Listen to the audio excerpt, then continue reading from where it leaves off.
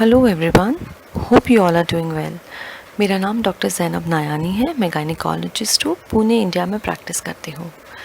आज हम एक बहुत ही इंटरेस्टिंग टॉपिक पे डिस्कस करने वाले हैं जिसे PCOS कहा जाता है, which means polycystic ovarian syndrome.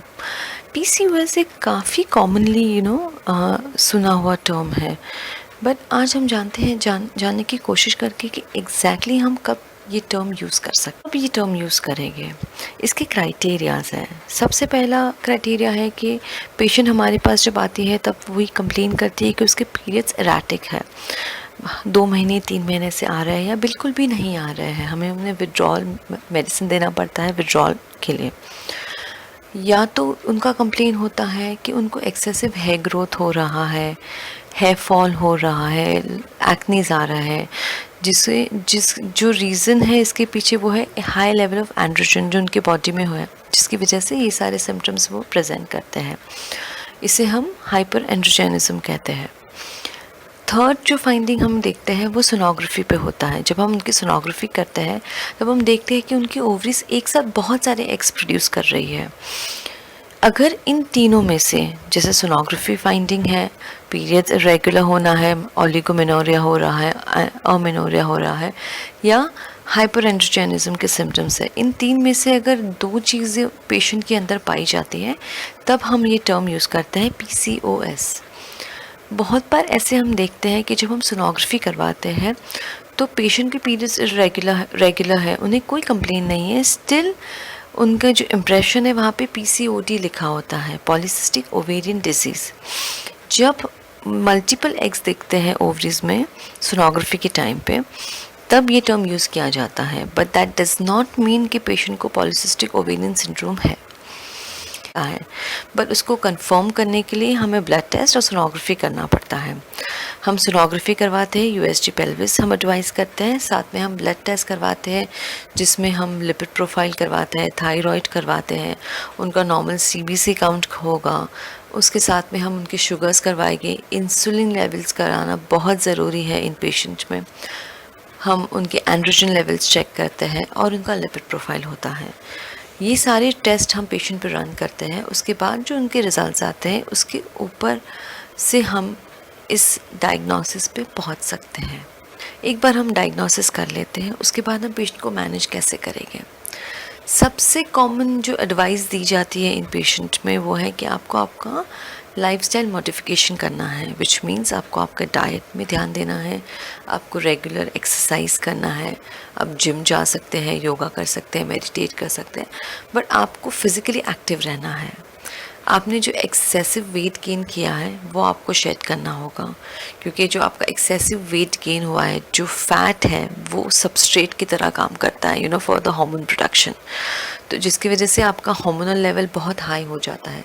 तो जैसे आप वेट लॉस करना शुरू करेंगे ऑटोमेटिकली आपकी साइकिल नॉर्मल होने लगती है। इसके बाद हम पेशेंट को एडवाइस करते हैं कि वो एवरी 3 मंथली, अगर पेशेंट को पीरियड्स नहीं आते हैं तो उन्हें हर 3 महीने से आना है और मेडिकेशन लेनी है। हम उन्हें प्रोजेस्टेरोन देते हैं जिसकी वजह से उनको विड्रॉल ब्लीडिंग होता है। ये यूजुअली हम अनमैरिड फीमेल्स में प्रेफर करते हैं। अगर पेशेंट मैरिड है तो हम उन्हें ओरल कॉन्ट्रासेप्टिव पिल्स पे डाल देते हैं, जिनके उनके पीरियड्स भी रेगुलर हो जाते हैं, प्लस उनको कॉन्ट्रासेप्शन का भी एडवांटेज मिल जाता है।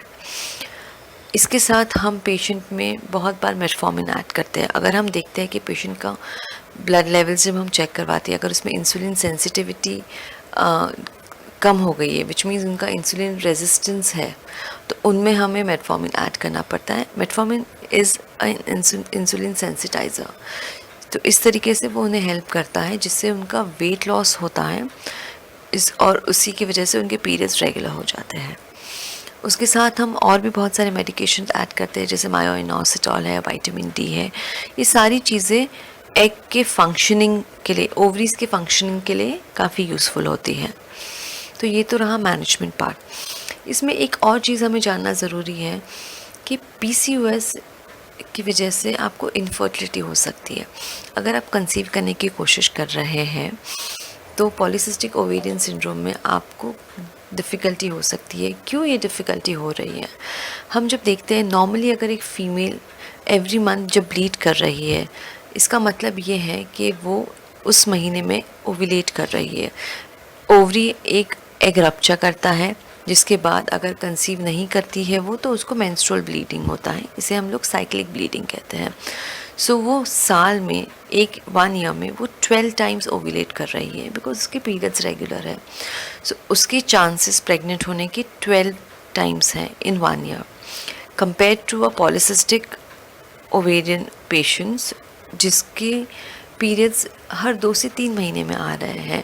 उसका मतलब ये है कि वो 2 से 3 महीने में एक बार ओव्यूलेट कर रही है, या तो वो ओव्यूलेट ही नहीं कर रही है, तो उसके चांस प्रेग्नेंट होने के साल में 3 से 4 बार है, compare to a normal female जो 12 टाइम्स ओव्यूलेट करती है। इसकी वजह से पॉलीसिस्टिक ओवेरियन सिंड्रोम में इनफर्टिलिटी ये बहुत कॉमन है, लेकिन इसका एडवांटेज ये है कि अगर आपको इनफर्टिलिटी है और अगर आपको पीसीओएस की वजह से इनफर्टिलिटी है, तो उसके रिजल्ट्स भी बहुत एक्सीलेंट है।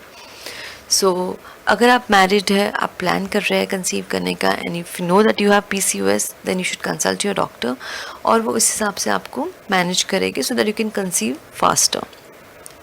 पीसीओएस के बहुत सारे लॉन्ग टर्म कॉम्प्लिकेशंस हैं, जैसे डायबिटीज़ हो सकता है, बिकॉज आपका इंसुलिन रेजिस्टेंस इतना ज़्यादा है।